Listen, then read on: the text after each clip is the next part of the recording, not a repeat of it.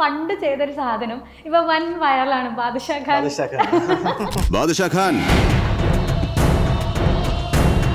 പുതിയ ആൾക്കാരൊക്കെ അത് നമ്മളെ കുറച്ചുകൂടെ തിരിച്ചറിയല്ലേ ചെയ്യുന്നത്. എനിക്ക് സന്തോഷമാണ്. നമ്മൾ ഒരിക്കലും ഒരാളുടെ ഫാമിലി അല്ലെങ്കിൽ ഒരാളെ പേഴ്സണലി ഹർട്ട് ചെയ്യാത്ത ഏതും നമുക്ക് സ്വീകരിക്കാം. എൻ്റെ അച്ഛനൊരു അധ്യാപകനായിരുന്നു, നന്നായിട്ട് അടിക്കുമായിരുന്നാണ് പറഞ്ഞത്. ഏറ്റവും കൂടുതൽ അച്ഛനെ ഇഷ്ടപ്പെടുകയും ബഹുമാനിക്കുകയും ചെയ്തിരുന്നത് ഈ അടിച്ച കുട്ടികളാണ്. കാരണം അവർ പിന്നെ ഭാവിയിൽ വളർന്ന് വലിയ വലിയ പൊസിഷനിൽ എത്തിയിട്ടുണ്ട്. അപ്പോൾ ശരിക്കും പറഞ്ഞാൽ ഇന്നാണെങ്കിൽ നമുക്കൊരു കുട്ടിയെ അടിക്കാൻ പറ്റുമോ? പക്ഷെ അങ്ങനെ ഇപ്പൊ പറയാൻ പറ്റില്ലല്ലോ. ഇപ്പൊ അധ്യാപകരെ അടിക്കാതെ ഒത്തിരി അധ്യാപകരുണ്ട്.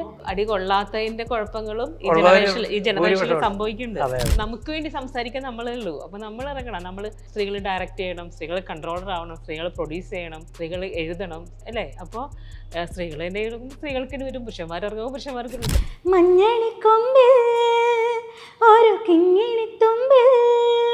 തിയേറ്ററിൽ പോയി കണ്ട് പടം ഹിറ്റായി. എൻ്റെ ഗ്രാമത്തിൽ അമ്പലപ്പാറയിൽ ഒരു കല്യാണത്തിന് ഞാൻ പോയി. ഒരാൾക്കും എന്നെ അറിയില്ല. ആ പടം വന്നിട്ടില്ല. അത് എത്തണം, അവിടെ എത്തണമെങ്കിൽ അത്രയും സമയം. അത് കഴിഞ്ഞ് ഡി കഴിഞ്ഞ് സിയിലെത്തണം. ഹായ്, ഹലോ, നമസ്കാരം. സൈന സൗത്ത് വെസ്റ്റിലൂടെ നമ്മൾ കണ്ടുകൊണ്ടിരിക്കുന്ന എല്ലാ പ്രേക്ഷകർക്കും നമ്മുടെ പുതിയൊരു വീഡിയോയിലേക്ക് സ്വാഗതം. അപ്പോൾ ഇന്ന് നമ്മളുള്ളത് എഴുത്തോല എന്ന പുതിയൊരു ചിത്രത്തിൻ്റെ വിശേഷങ്ങൾ പങ്കുവയ്ക്കാൻ എത്തിയ കുറച്ച് പേരുടെ ഒപ്പമാണ്. നിങ്ങൾക്ക് എല്ലാവർക്കും വളരെയേറെ സുപരിചിതരായ 4 പേരാണ് നമ്മളോടൊപ്പം ഉള്ളത്. സ്വാഗതം, 4 പേർക്ക് സ്വാഗതം. എന്തൊക്കെയുണ്ട് വിശേഷങ്ങൾ? സുഖം. നിങ്ങളെല്ലാവരും ഒരു ഗ്യാപ്പിന് ശേഷം ഇങ്ങനെ കാണുന്നു, അത് ഭയങ്കര സന്തോഷമാണ്. ഇപ്പോൾ എഴുത്തോല എന്ന മൂവി തന്നെ നമുക്ക് തുടങ്ങാം. ഇപ്പോൾ ലണ്ടൻ ഇൻഡിപെൻഡൻറ്റ് ഫിലിം അവാർഡ്സിൽ, അതുപോലെ ടാഗോർ ഇൻ്റർനാഷണൽ ഫിലിം അവാർഡിലൊക്കെ ഒത്തിരി അവാർഡുകൾ വാരിക്കൂട്ടിയൊരു ചിത്രമാണ് ഇത്. അപ്പോൾ നമ്മുടെ മലയാളം ഇൻഡസ്ട്രിയുടെ ഒരു പ്രത്യേകത എന്ന് എനിക്ക് തോന്നിയതെന്ന് വെച്ചാൽ, പണ്ട് ഇത് അവാർഡ് ഫിലിം എന്നുള്ളൊരു വേറെ കാറ്റഗറിയാണ്. അത് എല്ലാവർക്കും അത്ര ഇൻട്രസ്റ്റിംഗ് അല്ലായിരുന്നു. പക്ഷേ ഇപ്പോൾ അവാർഡ്സ് വിൻ ചെയ്ത സിനിമ എന്ന് കേൾക്കുമ്പോൾ അതിനെ വളരെ വാംതായിട്ട് വെൽക്കം ചെയ്യുന്ന ഒരു ഓഡിയൻസാണ് നമുക്കുള്ളത്. അപ്പോൾ ഈ ഒരു സാഹചര്യത്തിലേക്ക് ഈ ഒരു ചിത്രം വരുമ്പോൾ, അതും ഇത്രയും അവാർഡ്സ് ഒക്കെ കിട്ടിയ ഒരു ചിത്രം വരുമ്പോൾ എന്താണ് നിങ്ങളുടെ പ്രതീക്ഷകൾ?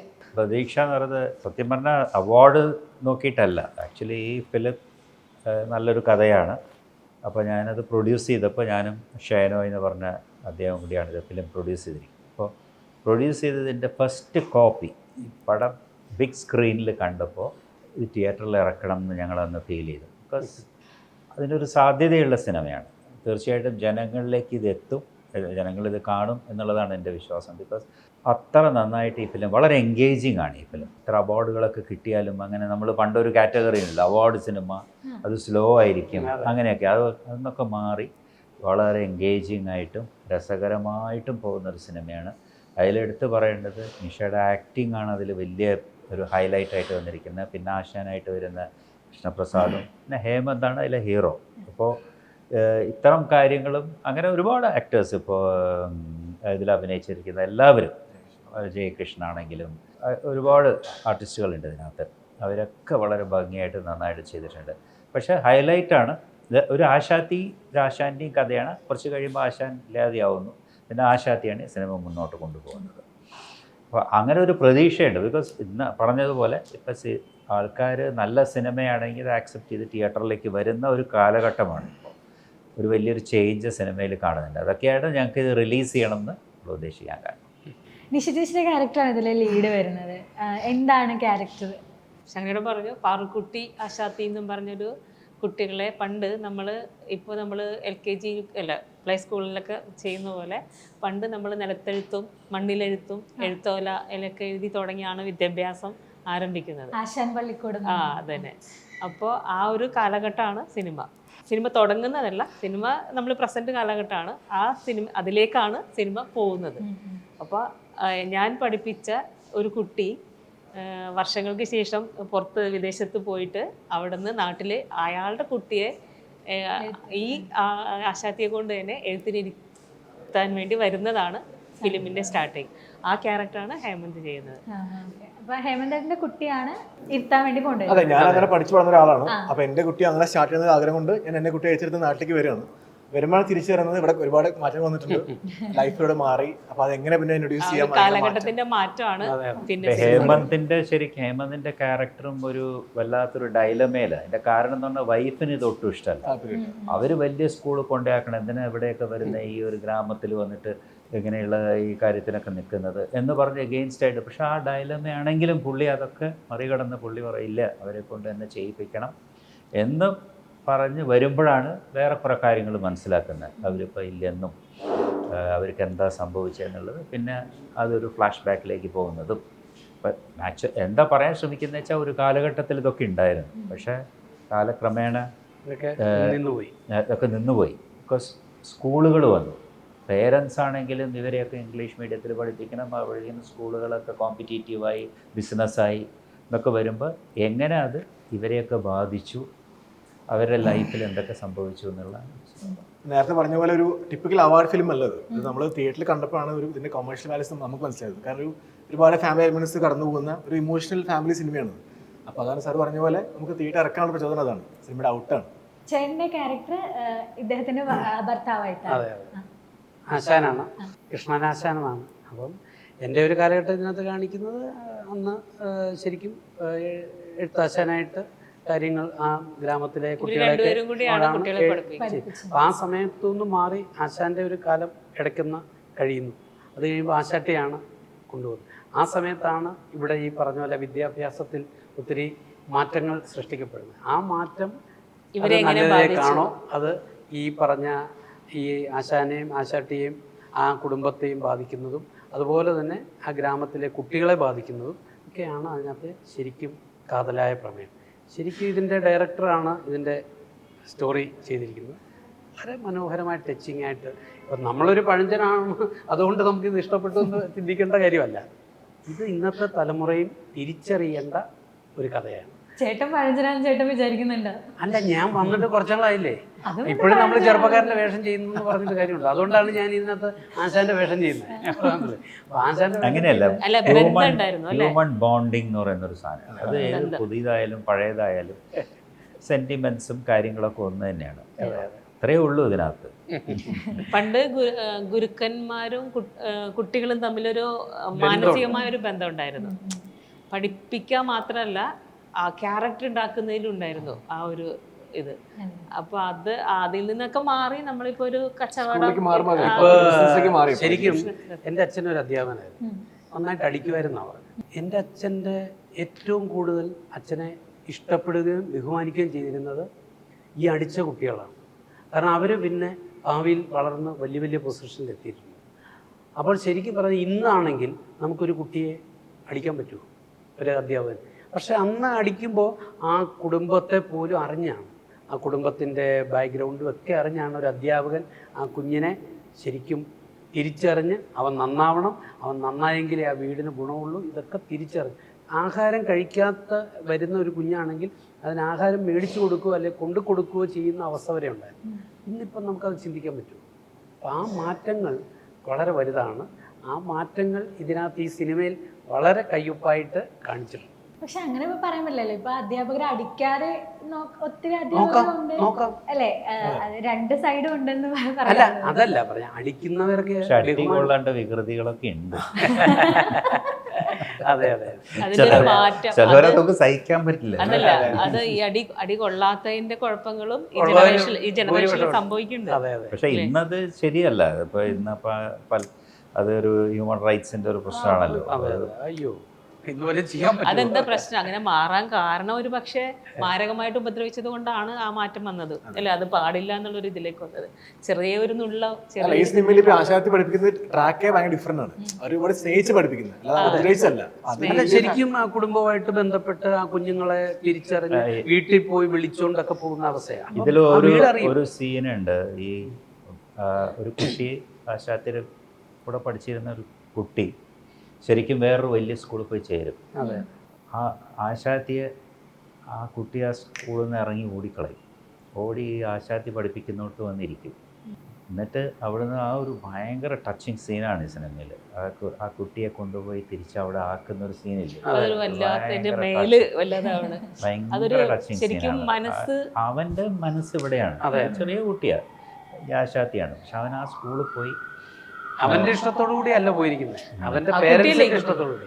അങ്ങനെയുള്ള ഒരു എന്താ പറയുന്നത്, ഹ്യൂമൻ ബോണ്ടിങ് എന്ന് പറയുമല്ലോ സിനിമ. അതാണല്ലോ നമ്മൾ എന്ത് പറഞ്ഞാലും ആ ഒരു ബോണ്ടിങ് ശരിക്കും നമുക്ക് പ്രസന്റ് ചെയ്യാൻ പറ്റിയാൽ ആ സിനിമ ജനങ്ങൾക്ക് ഇഷ്ടപ്പെടും. ഇല്ല, ആ കുട്ടിയാണ് ഈ കുട്ടി. എനിക്ക് ഓർമ്മയില്ല. ആ ഭാഗം എനിക്ക് അതാണ് ആ ഓർമ്മയില്ല. കുട്ടിയാണ് ഈ കുട്ടി. ഈ കുട്ടി അതെ അതെ ഈ അതെ കുട്ടി അതെ ആ കുട്ടിയാണ് ഈ കുട്ടി. ആ കുട്ടി വളർന്നിട്ടാണ് ആ അവന്റെ കുട്ടി വളർന്നതാണ് ആ സ്നേഹമാണ് വീണ്ടും ആ വളർന്നു കഴിയുന്നത്. സ്നേഹമാണ് അവര് കൊടുത്ത ആ സ്നേഹമാണ് ആ കുട്ടി വിദേശത്ത് പോയിട്ട് അവന്റെ ഹേമന്ത് ഒരുപാട് സിനിമയിൽ അഭിനയിക്കുന്നുണ്ട്. ഹേമന്തിന്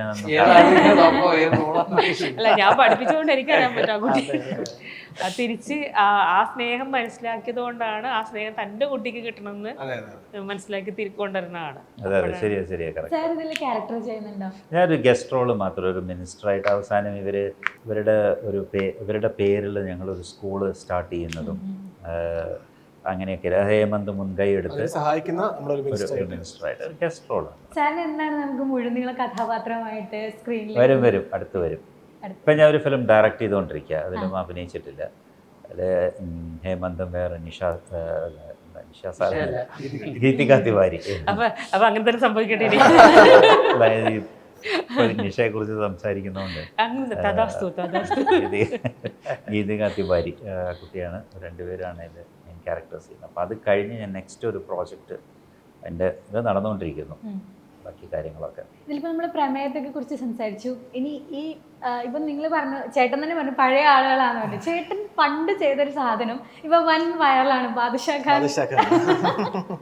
എന്താ ചേട്ടൻ ആ ഒരു ക്യാരക്ടർ ഇപ്പൊ ഇങ്ങനെ പിള്ളേർ അത് ഏറ്റെടുത്തത് കാണുമ്പോൾ എന്താ തോന്നണേ? സന്തോഷമല്ലേ? കാരണം പുതിയ ആൾക്കാരൊക്കെ അത് നമ്മളെ കുറച്ചുകൂടെ തിരിച്ചറിയല്ലേ ചെയ്യുന്നത്. ആ പടം ശരിക്കും പറയാം, ആ പടം വലിയ ഹിറ്റായ ഒരു പടമൊന്നുമല്ല. പക്ഷേ ഈ പറഞ്ഞ കൊറോണ സമയത്ത് എല്ലാവരും വീട്ടിൽ ലോക്ക്ഡൗണായിട്ടിരുന്നപ്പം എന്തായാലും അത് വൻ ഹിറ്റായി മാറി. അതേ ഉള്ളൂ. അത് എനിക്ക് സന്തോഷമാണ്. നമ്മൾ ഒരിക്കലും ഒരാളുടെ ഫാമിലി അല്ലെങ്കിൽ ഒരാളെ പേഴ്സണലി ഹേർട്ട് ചെയ്യാത്ത ഏതും നമുക്ക് സ്വീകരിക്കാം. പേഴ്സണലി ഒരാളെ ഹേർട്ട് ചെയ്യുന്ന കാര്യത്തിൽ മാത്രമേ ഉള്ളൂ നമുക്ക് സ്വീകരിക്കാൻ ബുദ്ധിമുട്ടുള്ളൂ. ഇതൊക്കെ വളരെ സന്തോഷകരമായ കാര്യമല്ലേ? പുതിയ ജനറേഷൻ നമ്മളെ ഒരുപാട് അതിന്റെ വേറൊരു സാധനമാണ് നമ്മളിപ്പോ ഹേമന്ത് ചേട്ടനെ ഇപ്പൊ ഇതിലെ ക്യാരക്ടർ പറഞ്ഞു, ഇതുപോലെ തന്നെ ഇമ്പോർട്ടന്റ് ആയിട്ടുള്ള പുതിയ പ്രോജക്ട്സ് ഏതൊക്കെയാണ്? മലയാളത്തിൽ എനിക്കൊന്നും സാറിന് സംവിധാനം ചെയ്ത സിനിമ ഒരു വളരെ ഇമ്പോർട്ടൻറ്റ് ക്യാരക്ടറാണ്. എൻ്റെ കരിയറിൽ ഏറ്റവും നല്ല ക്യാരക്ടർ എന്ന് ഞാൻ പറയാം. ഒരു ഡിഫറെൻറ്റ് ലേയേഴ്സിലെ ക്യാരക്ടറാണ്. അപ്പോൾ ഈ എഴുത്തുവല വർക്കിന് ശേഷമാണ് സാർ എന്നെ ആ പടത്തേക്ക് വിളിക്കുന്നത്. നമ്മൾ ത്രൂ ഔട്ട് ലണ്ടനിൽ ഷൂട്ട് ചെയ്ത സിനിമയാണ്. സാർ ഡയറക്ഷനാണ്. അതൊരു ഭയങ്കര എക്സ്പീരിയൻസ് ആണ് സിനിമ. ഒരു ഹൊറർ ജോണറിൽ പോകുന്ന സിനിമയാണ്, ത്രില്ലറാണ്. അപ്പോൾ അത് നമ്മളെല്ലാവരും വളരെ ഹോപ്പ്ഫുള്ളി വെയിറ്റ് ചെയ്യുന്ന സിനിമയാണ്. നല്ല ക്യാരക്ടറാണ്, ത്രൂ ഔട്ട് ഉണ്ട്, ഒരുപാട് ഇമോഷൻസിലെ ക്യാരക്ടറാണ്. അത് വളരെ എക്സൈറ്റഡ് വെയിറ്റ് ചെയ്യുന്നു. Suspense character. തമിഴിൽ 2 മൂവീസ് റിലീസ് ആവുന്നുണ്ട്, തെലുങ്ക് നടന്നുകൊണ്ടിരിക്കുന്നു. അങ്ങനെ അത്യാവശ്യം ചേച്ചി ഇപ്പോൾ ചേച്ചീനെ ഇപ്പം നമ്മൾ ഇൻ്റർവ്യൂസ് ഒക്കെ കാണുമ്പോഴേ വളരെ ശക്തമായിട്ട് പറയാനുള്ള കാര്യങ്ങളൊക്കെ പറയുന്ന ഒരാളാണ്. അപ്പം ഈ ഒരു കറണ്ട് സെനാരിയോയിൽ നോക്കുമ്പോൾ ഈ സ്ത്രീപക്ഷ കണ്ടാ തോന്നുന്നില്ല അങ്ങനെ പറയുന്ന ആളാണ്. വളരെ സൈലന്റ് ആയിട്ടിരിക്കുന്നത്. പക്ഷെ അങ്ങനെയല്ല, പുള്ളിക്കാരി പറയുന്നതിനൊക്കെ കാര്യമുണ്ട് അല്ലെ? ചേച്ചിക്ക് എന്താന്ന് തോന്നുന്നത് അത് കറക്റ്റായി പോയിട്ടായി പറയുന്ന ഒരാളാണ് തോന്നിയിട്ടുണ്ട്. ഇപ്പോൾ അഞ്ജലി മേനോൻ പറഞ്ഞിട്ടുണ്ടായിരുന്നു സ്ത്രീപക്ഷ സിനിമകൾ അല്ലെങ്കിൽ സ്ത്രീകളുടെ സാന്നിധ്യം മലയാള സിനിമകളിൽ കുറഞ്ഞു വരുന്ന ഒരു സാഹചര്യമാണെന്നൊക്കെ. ചേച്ചിക്ക് എന്തായാലും തോന്നുന്നത്? അല്ല, അങ്ങനെയുള്ള സിനിമകൾ നമ്മൾ ജീവിതത്തിൽ ഏറ്റവും കൂടുതൽ കാര്യങ്ങൾ ചെയ്യുന്നത് സ്ത്രീകൾ തന്നെയാണ്. പക്ഷേ അത് നമ്മൾ ഇങ്ങനെയുള്ള സിനിമ, അങ്ങനെയുള്ള നാടകം അങ്ങനെയുള്ള വരുമ്പോൾ അത് മാറിയിട്ട് പുരുഷന്മാരിലേക്ക് അത് പോയിക്കൊണ്ടിരിക്കുകയാണ്. എന്തുകൊണ്ടാണെന്ന് എനിക്കറിയില്ല. ഒരു പക്ഷേ സ്ത്രീകൾ അതിലേക്ക് ഇറങ്ങാത്തത് കൊണ്ടാവും. ഇപ്പോൾ ഡയറക്ഷൻ ഉള്ളവർക്ക് ഇറങ്ങിയിട്ടുണ്ട്. ഉള്ളവർക്ക് എല്ലാവരും കാണോട്ടോ. എനിക്ക് ഭയങ്കര ഇഷ്ടപ്പെട്ടു. നമുക്ക് വേണ്ടി സംസാരിക്കാൻ നമ്മളേ ഉള്ളൂ. അപ്പോൾ നമ്മൾ ഇറങ്ങണം. നമ്മൾ സ്ത്രീകൾ ഡയറക്റ്റ് ചെയ്യണം, സ്ത്രീകൾ കൺട്രോളർ ആവണം, സ്ത്രീകൾ പ്രൊഡ്യൂസ് ചെയ്യണം, സ്ത്രീകൾ എഴുതണം അല്ലേ? അപ്പോൾ സ്ത്രീകൾ എന്തെങ്കിലും സ്ത്രീകൾക്ക് വരും, പുരുഷന്മാർ ഇറങ്ങുമ്പോൾ പുരുഷന്മാർക്ക്. ഇപ്പം നമ്മൾ പണ്ടത്തെ അപേക്ഷിച്ച് അവരോട് മാറി. ഇപ്പം ബി മറ്റേ സിനിമ ഇറങ്ങില്ലേ, ബി 32 മുതൽ, അതൊക്കെ ഒരു ഡയറക്ടർ ഫീമെയിൽ ആണ്. അത് ഒരുപാട് അവാർഡ്സ് കിട്ടിയ സിനിമയാണ്. അങ്ങനല്ല, പണ്ട് സിനിമയിലൊക്കെ ടെക്നീഷ്യന്മാരൊന്നും അങ്ങനെ സ്ത്രീകളില്ലായിരുന്നു. എത്രയോ പേരുണ്ട്.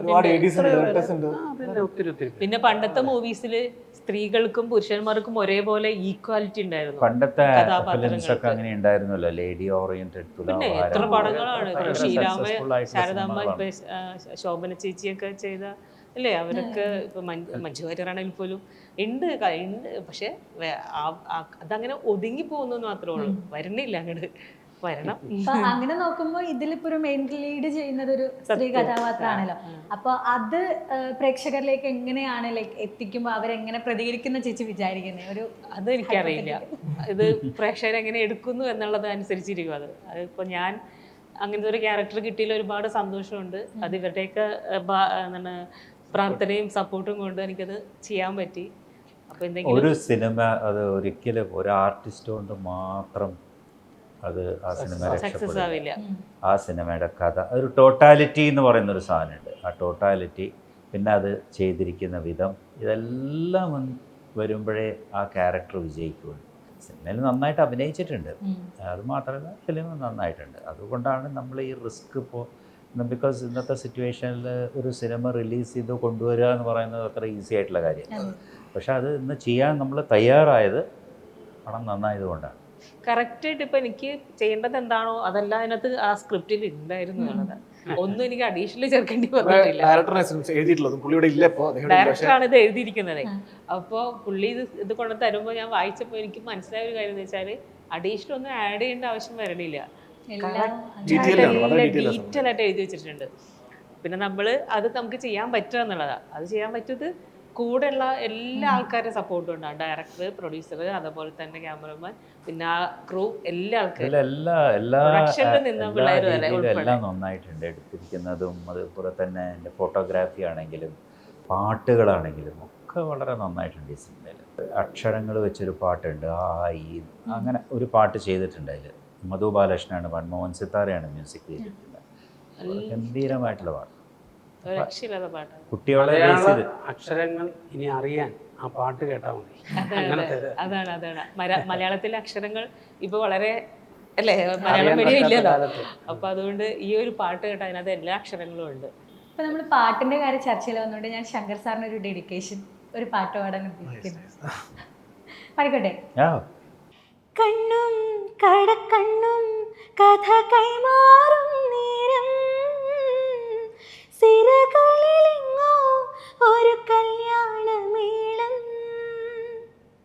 കണ്ണും കടക്കണ്ണും കഥ കൈമാറും നേരം, സിരകളിലെങ്ങോ ഒരു കല്യാണമേളം. മണിച്ചിറകടിച്ചവനോടൊപ്പമെന്നകലെങ്ങാനും പരന്നുയരണമിനിയൊരു സിന്ദൂരക്കുരുവി. മഞ്ഞണിക്കൊമ്പിൽ ഒരു കിങ്ങിണിത്തുമ്പിൽ താനിരുന്നലിഞ്ഞാടിടുന്നൊരു സുമംഗലിക്കുരുവി.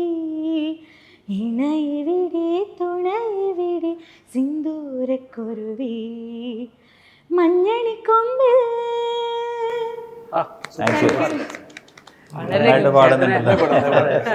നല്ലൊരു ഗായികയാണ്. Thank you sir. ഇപ്പോൾ ഞാൻ ഈ പാട്ടിനെ കണക്ട് ചെയ്ത് തന്നെ ചോദിക്കുകയാണ്. ഇപ്പോൾ മഞ്ഞിൽ വിരിഞ്ഞ പൂക്കൾ, അതുപോലെ ഒരു തല രാഗം, ആ ഒരു 2 മൂവീസും ഒരേ കാലഘട്ടത്തിൽ റിലീസായി വളരെ ഹിറ്റായി വന്നൊരു സമയത്ത് അങ്ങനെ ഒരു ഇൻഡസ്ട്രിയിലേക്ക് എൻട്രി ആവുന്ന ഒരാളാണ് സാർ. അപ്പോൾ അന്ന് ഇതുപോലത്തെ പ്രൊമോഷൻ രീതികളൊന്നും അല്ല. അന്ന് പ്രൊമോഷനേ ഇല്ല. അപ്പോൾ അന്ന് ഓഡിയൻസിലേക്ക് സിനിമ എത്തിക്കുക എന്നുള്ളത് വലിയൊരു ടാസ്ക് പോലെ. ആ ഒരു കാലഘട്ടമൊക്കെ ഒന്ന് ഓർക്കാം. അല്ല, ആ കാലഘട്ടത്തിൽ എന്താ വെച്ചാൽ എല്ലാവരും സിനിമ കാണുന്ന ഒരു കാലഘട്ടം. ബിക്കോസ് അവരൊരു എൻ്റർടൈൻമെൻറ്റ് സിനിമ മാത്രമല്ല, നമുക്ക് ഒരുപാട് എൻ്റർടൈൻമെൻറ്റായി, സോഷ്യൽ മീഡിയ വളർന്നു. അപ്പോൾ അത് കൂടെയാണ് പരസ്യങ്ങൾ ചെയ്യാനുള്ള, അന്നൊന്നുമില്ല. പക്ഷെ എന്നാലും ഒരു സിനിമ 10 പേര് കണ്ടാൽ ആ പടം നല്ലതാണെങ്കിൽ അത് അടുത്ത ഷോയിന് 30 പേരോ.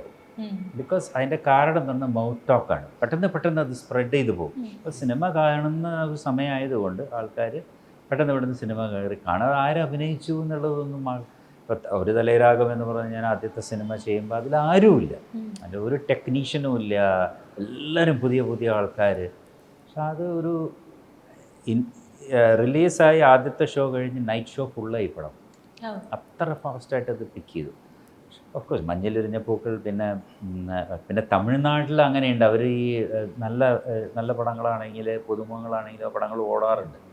മലയാളം കുറച്ചുകൂടി ടഫ് ഒരു ഏരിയ ആണ്, മനസ്സിലായത്. ഇവിടെ സിനിമ രക്ഷപ്പെട്ടു പോകുക എന്ന് പറയുന്നത്. പക്ഷേ മഞ്ഞിലെറിഞ്ഞ പൂക്കളിൽ അതിൻ്റെ പ്രൊഡ്യൂസേഴ്സ് നവോദയ പ്രൊഡക്ഷനായിരുന്നു. അവർ വളരെ പേര് കേട്ട പ്രൊഡ്യൂസേഴ്സാണ്. അപ്പോൾ അവർക്ക് ആ സിനിമയെ പൊക്കി കൊണ്ടുവരാൻ പറ്റി, മനസ്സിലായി. അപ്പോൾ ചോദിച്ചു വന്നതല്ലേ പ്രൊമോഷൻ. അന്ന് വലിയ എനിക്ക് ബാനറിനെയൊക്കെ നോക്കി പടങ്ങൾ കാണുന്ന കാലം കൂടിയായിരുന്നു അത്. പിന്നെ ഒരു തല രാഗത്തിന് ആകെ ഞാൻ എണ്ണിപ്പറക്കി ഒരു 10 പോസ്റ്റർ ഉണ്ടായിരുന്നുള്ളൂ. അത് കണ്ട ആ പോസ്റ്റർ കണ്ട ആരും കയറില്ല. അതുമാതിരി ഒരു പോസ്റ്റർ ഞാൻ താടിയൊക്കെ വെച്ചിട്ടുണ്ട്. പക്ഷെ അതാണ് അന്ന് സിനിമ കാണുന്നൊരു ഇന്ന് സിനിമ ഇപ്പോൾ പലരും ഞാനിപ്പോൾ നമ്മുടെ ഫാമിലി ബേസ്ഡ് ആൾക്കാരൊക്കെ ആയിട്ട് സംസാരിക്കുമ്പോൾ ചില സിനിമകൾ വരുമ്പോൾ അവർ പറയുന്നത് ഇത് OTT-യിൽ കാണാം, അല്ലെങ്കിൽ ഇത് TV-യിൽ വരും, അങ്ങനെ ഒരു സിറ്റുവേഷനായി മാറി. പണ്ട് വേറെ ഒന്നുമില്ല, സിനിമ തന്നെ ഉള്ളൂ. എല്ലാവരും കുടുംബത്തോടെ ഇങ്ങനെ പോവുകയാണ് സിനിമ കാണാൻ. അതാണ് എൻ്റെ വ്യത്യാസം. പ്രൊമോഷൻസ് ഒന്നുമില്ല. ഇപ്പോൾ നിഷിതേച്ചി ആണെങ്കിലും ആ ഒരു കാലഘട്ടത്തിൽ സിനിമകൾ കണ്ടു വളർന്ന് വന്ന ഒരാളാണല്ലോ. അപ്പോൾ അന്ന് ഇപ്പം പ്രമോഷൻ്റെ ഇതുപോലെ ഇൻ്റർവ്യൂസ് ഒന്നും കണ്ടിട്ടില്ല. അപ്പോൾ ചേച്ചിക്ക് എന്താ തോന്നുന്നു, ലൈക്ക് ഒരു പ്രേക്ഷക എന്നുള്ള രീതിയിൽ കണ്ടിട്ട് ഇപ്പോൾ ഇൻഡസ്ട്രിയിൽ നിൽക്കുന്ന ഒരാളാണല്ലോ. അപ്പോൾ ഇപ്പോൾ വന്നേക്കണ ഈ ഒരു ഇൻ്റർവ്യൂസ് ഇങ്ങനെ എടുക്കുന്നു, അല്ലെങ്കിൽ ത്രൂ ഔട്ട് ഇൻ്റർവ്യൂസ് കൊടുക്കുന്നു, അതുപോലെ പ്രേക്ഷകർ ചിലപ്പോൾ ഇൻ്റർവ്യൂസ് വെച്ച് തന്നെ സിനിമകൾ പോയി കാണുന്നൊക്കെ ഉണ്ട്. അപ്പോൾ അങ്ങനത്തെ വന്നേക്കണ ഈ ഒരു മാറ്റത്തിൽ ചേച്ചി എങ്ങനെയാണ് കാണുന്നത്? നല്ല കാര്യമല്ലേ? ശരിക്കും പറഞ്ഞിട്ടുണ്ടെങ്കിൽ പെട്ടെന്ന് എളുപ്പത്തിൽ നമുക്ക് അറിയാൻ പറ്റുന്നത് ഇന്ന് റിലീസായ പടത്തിൻ്റെ അതെങ്ങനെയാന്നുള്ളത് നമ്മൾ അപ്പം തന്നെ അറിയാണ്. പണ്ടങ്ങനെയല്ല, കണ്ട് കേട്ട് പിന്നെയാണ് അറിയണത്. ഇപ്പൊ പെട്ടെന്ന് അറിയാണ്. അതുകൊണ്ട് തന്നെ ഒറ്റ ദിവസം ഒരാഴ്ച കൊണ്ട് ആ പടത്തിന്റെ കംപ്ലീറ്റ് പൈസയും ഒരു കാര്യം പറയാം. ബിക്കോസ് മഞ്ഞിലൊരിഞ്ഞ പൂക്കൾ ഇറങ്ങിയിട്ട് ഞാൻ എൻ്റെ തിയേറ്ററിൽ പോയി കണ്ട് പടം ഹിറ്റായി. എൻ്റെ ഗ്രാമത്തിൽ അമ്പലപ്പാറയിൽ ഒരു കല്യാണത്തിന് ഞാൻ പോയി. ഒരാൾക്കും എന്നെ അറിയില്ല, സത്യം പറയാം, ഒരാൾക്കും എന്നെ അറിയില്ല. ആ പടം വന്നിട്ടില്ല. അത് എത്തണം, അവിടെ എത്തണമെങ്കിൽ അത്രയും സമയം. അത് കഴിഞ്ഞ് സിയിലെത്തണം, അപ്പോഴേ അറിയുന്നുള്ളൂ. അന്ന് ഇത് ഇന്നല്ല, ഇന്ന് അഭിനയിക്കുന്നതിന് മുമ്പ് അറിയാം ഈ ആളാരാണ്. അത്രയും സോഷ്യൽ മീഡിയയിൽ ഇത് വരികയാണ്. അവരുടെ ഫേസ് ആയാലും പബ്ലിസിറ്റി ആയാലും ഒക്കെ വരികയാണല്ലോ. അത് ഗുഡ് ആണോ ബാഡ് ആണോ സിനിമയ്ക്ക്? നല്ലതല്ലേ? ഇപ്പം വേറൊരു സംഭവം ഇപ്പോൾ ഉള്ളൊരു സെനാരിയോയിലാണ്. ഇപ്പം നമ്മൾ ഇൻ്റർവ്യൂ ഭയങ്കര ബൂസ്റ്റപ്പ് ചെയ്ത് എല്ലാവരും നല്ല കണ്ടന്റ് പറയുന്നു, സിനിമ നല്ലപോലെ വിജയിക്കാനുള്ള സാധ്യതയുണ്ട്, ഓഡിയൻസിന് കണക്ട് ആവും അങ്ങനെ പറയുന്നു. പക്ഷെ തിയേറ്ററിൽ വരുമ്പോഴേക്കും ഇതിന് നേരെ ഉൾട്ടടിക്കുന്ന സന്ദർഭങ്ങൾ ഉണ്ടാവാറുണ്ട്. ചിലപ്പോൾ തിയേറ്ററിൽ നല്ല വിജയം ഉണ്ടാവും, OTT വരുമ്പോൾ ഇതിന് തിയേറ്ററിന് നേരെ ഉൾട്ട വരും. അപ്പൊ അങ്ങനെ ഉണ്ടാവാനുള്ള സാഹചര്യങ്ങൾ ഇതുപോലുള്ള പ്രൊമോഷൻസ് കൊണ്ടുണ്ടാവും എന്ന് തോന്നുന്നുണ്ട്. ഇപ്പൊ ഞാൻ പ്രൊമോഷന്റെ ഭാഗമായിട്ട് ഇരിക്കുന്നെങ്കിലും ഞാൻ ചോദിക്കുകയാണ്. ആരും മോശമാക്കി ചെയ്യുന്നില്ലല്ലോ, എല്ലാവർക്കും അവരുടെ സിനിമ നല്ലതായിരിക്കും. അപ്പൊ അവരവരെ മാക്സിമം പ്രൊമോട്ട് ചെയ്യുമ്പോൾ അവർ ശ്രമിക്കുന്നുണ്ട്. അവർക്ക് വഴിയില്ല. സിനിമ കണ്ട് പ്രേക്ഷകൻ തീരുമാനിക്കണം സിനിമ എങ്ങനെയുണ്ടെന്നുള്ളത്. ഈ പറഞ്ഞ പോലെ തിയേറ്ററിൽ ഒരു എക്സ്പീരിയൻസിൽ സിനിമ OTT-യിൽ നെഗറ്റീവ് ആവാൻ സാധ്യതയുണ്ട്. അത് പക്ഷേ രണ്ടും ആ വ്യൂയിങ് എക്സ്പീരിയൻസ് ആണ്. ഇപ്പൊ നമ്മളൊരു 100 പേര് കൂടെ കാണുന്നതും ഒറ്റയ്ക്കാണെന്നും ഡിഫറെന്റ് ആണ്. അപ്പോൾ അതൊക്കെ ഡിഫറെന്റ് ഫാക്ടേഴ്സ് ആണ്. ഇപ്പോൾ സിനിമ തിയേറ്റർ എക്സ്പീരിയൻസ് എന്ന് പറയുന്ന സിനിമകൾ വരുന്നുണ്ട്. അത് തിയേറ്ററിൽ ചില സിനിമകൾ നമ്മൾ തിയേറ്ററിൽ കണ്ടാൽ തന്നെ അത് നമുക്ക് ആവേശം, അതുപോലെ ഒരുപാട് സിനിമകളുണ്ട്. പക്ഷെ അത് OTT-ൽ വരുമ്പോൾ പല സിനിമകളും ഞാൻ തിയേറ്ററിൽ കണ്ടിട്ട് പിന്നെ OTT-ൽ കാണുന്നത് എനിക്ക് ഇഷ്ടപ്പെടാറില്ല. അത് വെച്ചാൽ ആ ഒരു ആംബിയൻസിലിരുന്ന് കാണുന്നതിൻ്റെ വ്യത്യാസമാണത്. എഴുത്തോല മസ്റ്റ്ലി തിയേറ്റർ വാച്ച് ചെയ്യേണ്ട ഒരു മൂവിയാണ്. വാച്ച് ചെയ്യണമെന്ന് ഞങ്ങൾ പറയുന്നു. തിയേറ്റർ എക്സ്പീരിയൻസ് നല്ല ഒരു കഥയാണ്. പിന്നെ ഇതിൽ നമ്മൾ ഫീൽ ചെയ്തൊരു കാര്യം, എവിടെയും ഇത് ലാഗ് ചെയ്യുന്നില്ല ഈ പടം. ഇപ്പോൾ ഒരു ആർട്ടിസ്റ്റിക് മൂവി എന്നൊക്കെ പറഞ്ഞ് വരുന്ന സിനിമകൾക്ക്, അല്ലെങ്കിൽ ഇത്രയും അവാർഡ് കിട്ടിയൊരു സിനിമ ചിലപ്പോൾ എല്ലാവരും വിചാരിക്കുന്നുണ്ടാവും ഇത് കുറച്ച് ലാഗിങ് ആയിരിക്കുന്നു. പക്ഷെ അതല്ല, ഇത് വളരെ എൻഗേജിങ് ആയിട്ട് പോകുന്നൊരു സിനിമയാണ്. ഒരുപാട് നല്ല ടച്ച് ചെയ്യുന്ന മൂമെൻറ്റ്സ് ഈ സിനിമയ്ക്കകത്തുണ്ട്. അതുകൊണ്ടാണ് നമ്മൾ മ്യൂസിക്കും വിഷ്വലും ഒരുപാട് ഇമ്പോർട്ടൻസ്. അപ്പോൾ അത് നമ്മൾ തിയേറ്റർ കാണുമ്പോൾ ഡിഫറെന്റ് എക്സ്പീരിയൻസ് ആയിരിക്കും ഡെഫിനറ്റ്ലി. ഈ OTT വരുമ്പോൾ പറഞ്ഞ പോലെ റാഗിങ് ഫീൽ ചെയ്തേക്കാം. പക്ഷെ തിയേറ്ററിൽ കാണുമ്പോൾ നമുക്ക് ആ ഓരോ ആർട്ടിസ്റ്റിന്റെ ഇമോഷൻസ് കൂടുതൽ കാണാൻ പറ്റും. പക്ഷേ ഇതൊരു ഈ അടുത്ത കാലത്ത് ഇങ്ങനെയുള്ള കുറച്ച് സിനിമകൾ വിജയിച്ചിട്ടുണ്ട്. അതും കൂടിയാണ് നമ്മളിത് ഇറക്കണം എന്ന് തീരുമാനിക്കുന്നത്. നമ്മൾ തിയേറ്റർ കണ്ടപ്പോൾ എല്ലാവർക്കും ഒരുപാട് ഇഷ്ടപ്പെട്ട സിനിമയാണ്.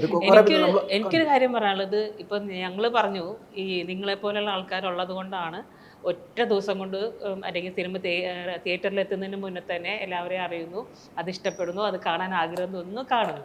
അത് നിങ്ങളുള്ളത് കൊണ്ടാണ്. അപ്പോൾ ഇങ്ങനെയുള്ള മൂവീസും അത് നിങ്ങൾ മാത്രം വിചാരിക്കണം അല്ലേ? കാരണം അതൊരു വലിയ കാര്യം തന്നെയാണ്. കാരണം ഇങ്ങനെയുള്ള മൂവീസ്, ഇതിപ്പോൾ സൂപ്പർ സ്റ്റാർസ് ഇല്ല, അല്ലെങ്കിൽ ഇങ്ങനത്തെ ഒരു പടം അവാർഡ് കുറേ കിട്ടിയ പടം, അപ്പോൾ ഇതെങ്ങനെയായിരിക്കും, ഇങ്ങനെ ഒരു കൺഫ്യൂഷൻ എല്ലാവർക്കും ഉണ്ടാവും.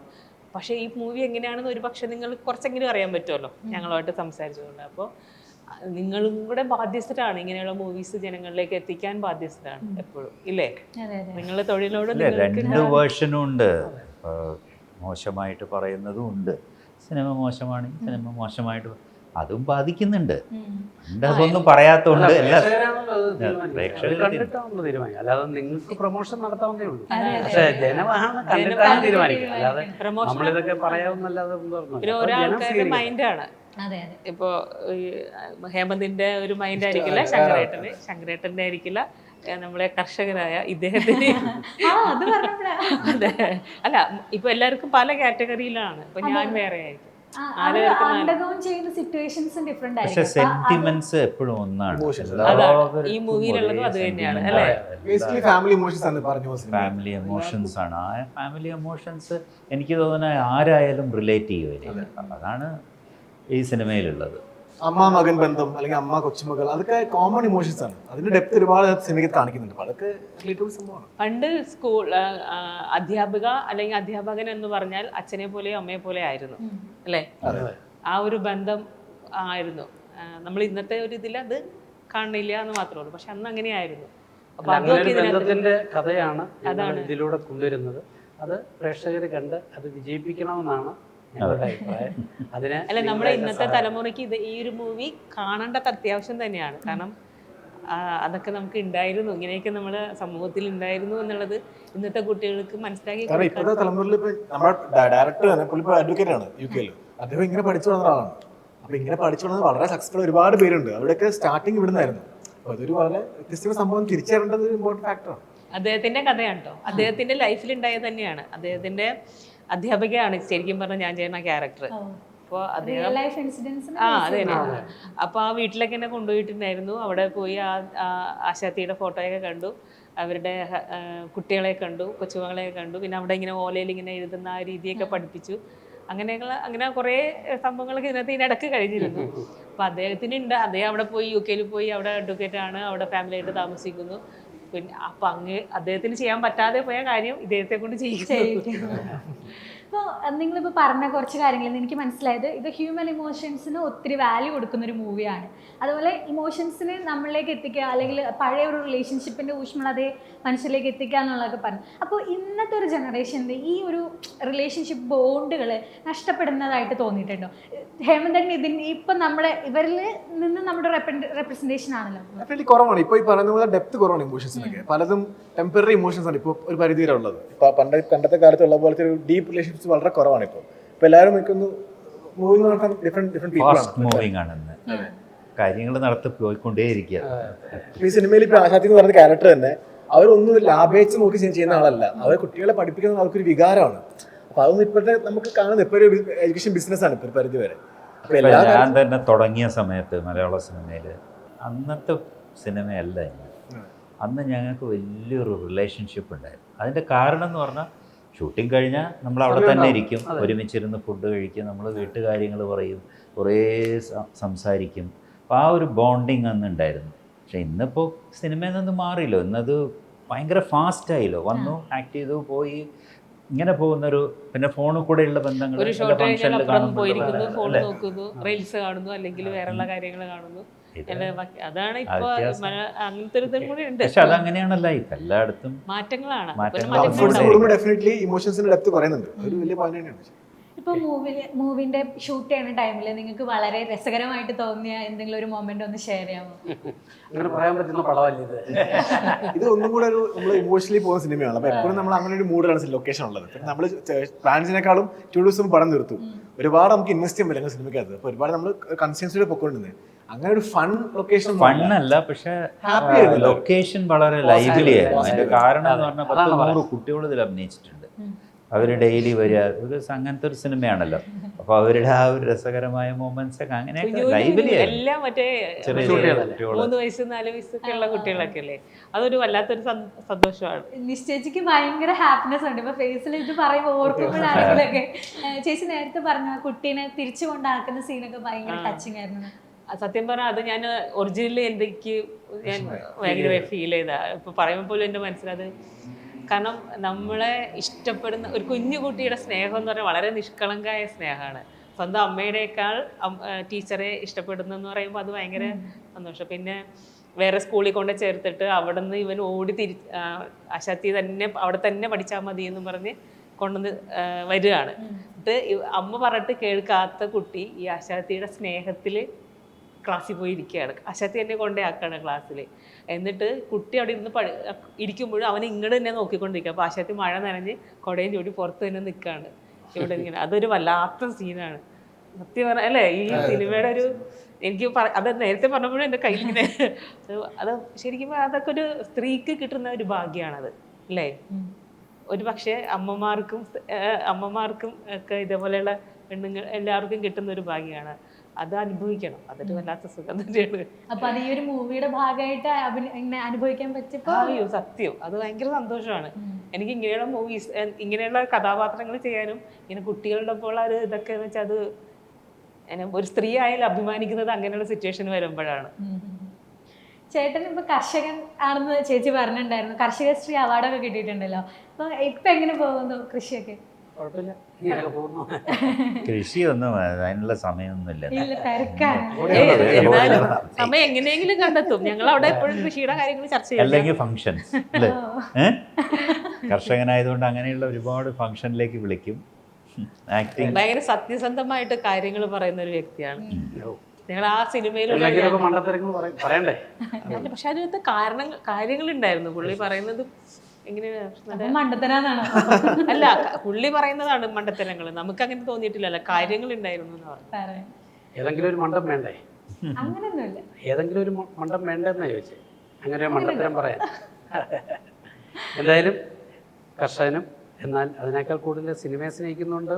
സിനിമ നമ്മുടെ ഒരു ജീവിത മാർഗമായതുകൊണ്ടല്ലേ നമ്മൾ ഇതിനകത്ത്. അപ്പോൾ ഇത്രയും സീരിയസ് ആയിട്ടുള്ളൊരു ക്യാരക്ടർ ചെയ്യാൻ പറ്റിയത് ജീവിതത്തിലെ ഒരു ഭാഗ്യമാണ്. കൃഷിയെ സ്നേഹിക്കുന്ന കലാകാരൻ അല്ലേ. ഈ കൃഷിക്കാരൻ്റെ ഒരു സിനിമ എടുക്കാം. ചേട്ടൻ പ്രൊഡ്യൂസ് ചെയ്യാം. അതെ, ഓക്കെ. നമ്മളിപ്പോ വിദ്യാഭ്യാസം മാറി വന്ന കാലഘട്ടത്തിനെ കുറിച്ചുള്ള ഒരു കഥ പറഞ്ഞു. കൃഷി മാറി വന്നല്ലോ. ശങ്കരേട്ടൻ നേരത്തെ പറഞ്ഞു UK-ലൊക്കെ രണ്ടുപേരും മതി അല്ലേ, സാങ്കേതികമായിട്ട് കൃഷി ചെയ്യാൻ രണ്ടുപേരും മതി, ബാക്കിയെല്ലാം മെഷീൻസ് ആണ് ചെയ്യണമെന്ന് പറഞ്ഞു. അപ്പോൾ അതുകൊണ്ട് അവിടെ എല്ലാം കൃഷിയൊക്കെ ഭംഗിയായിട്ട് നടക്കണമെന്ന് അല്ല അങ്ങനെയല്ല പറഞ്ഞു. അപ്പൊ നമുക്കും നമ്മുടെ നാട്ടിലും അങ്ങനെയൊക്കെ ഉണ്ടാവട്ടെ. ഇവിടെ വരാത്തല്ലേ അല്ലേ? ഇവിടെ വരാത്തതാണ്. പിന്നെ ഇവിടുത്തെ ഒരു ലേബർ മാത്രമല്ല, ഈ മണ്ണിൻ്റെ ചില പ്രശ്നങ്ങളുണ്ട്. കുട്ടനാടൻ ഇതിലൊന്നും അങ്ങനെ ഈ മെക്കാനിസം കൊണ്ട് മാത്രം പറ്റുകയില്ല. ചിലപ്പോൾ കാലക്രമേണ വരാം. അതെ, അതെ, എല്ലാം ഇങ്ങനെ കാലം മാറിക്കൊണ്ടിരിക്കുകയാണല്ലോ. അപ്പൊ അതുപോലെ തന്നെ സിനിമയും കൃഷിയും ഒക്കെ മാറാൻ. ഇപ്പൊ എഴുത്തോല എന്നുള്ള ഈ ചിത്രം ഒരു 50 വർഷമൊക്കെ കഴിയുമ്പോഴേക്കും നമ്മളൊക്കെ ബംഗാളിയും ഹിന്ദിയും സംസാരിക്കേണ്ടി വരും. 50 വേണ്ടല്ലോ, വേഗം വരും. ഇപ്പൊ എന്നാണ് ചിത്രം തിയേറ്ററിൽ എത്തുന്നത്? പ്രേക്ഷകരോട് എന്താണ് പറയാനുള്ളത്? 5-ാം തീയതി, അടുത്ത മാസം 5-ാം തീയതി തിയേറ്ററിൽ വരും. ജൂലൈ 5-ാം തീയതി എല്ലാവരും കണ്ട് അതിനെ വിജയിപ്പിക്കുക. നേരത്തെ പറഞ്ഞ ഒരു അവാർഡ് സിനിമയല്ല ശരിക്കും. ഇത് ഒരു ഫാമിലി കാണാൻ പറ്റുന്ന ഒരു നല്ലൊരു പോസിറ്റീവ് സിനിമയാണ്. ഒരുപാട് ഇമോഷൻസ് തരുന്ന സിനിമയാണ്. ഡെഫിനറ്റ്ലി തിയേറ്ററിൽ പോയി കാണുക. എല്ലാവർക്കും ഇഷ്ടപ്പെടുന്ന ഉറപ്പാണ്. നമുക്ക് എല്ലാവർക്കും എല്ലാ ഏജ് ഗ്രൂപ്പും കണ്ടാണ് എല്ലാവർക്കും ഇഷ്ടപ്പെടാണ്. ഡെഫിനറ്റ്ലി തിയേറ്ററിൽ പോയി കാണുക, സപ്പോർട്ട് ചെയ്യുക, പ്രാർത്ഥിക്കുക. ചേച്ചിയും കൂടി പറഞ്ഞു.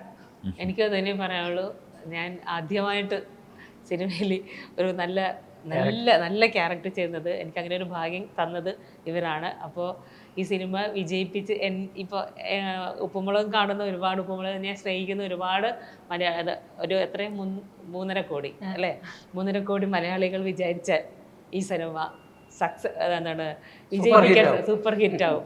അപ്പോൾ ഞാൻ അപേക്ഷിക്കുകയാണ്, എനിക്ക് വേണ്ടി നിങ്ങൾ ഈ മൂവി കാണണം. ഓക്കെ, അപ്പോൾ എഴുത്തോല തിയേറ്ററിലും ഇതുപോലെ തന്നെ ജനങ്ങളുടെ മനസ്സിലേക്ക് വളരെ ആഴത്തിൽ ഇറങ്ങട്ടെ. എല്ലാവിധ ആശംസകളും. നന്ദി. Thank you.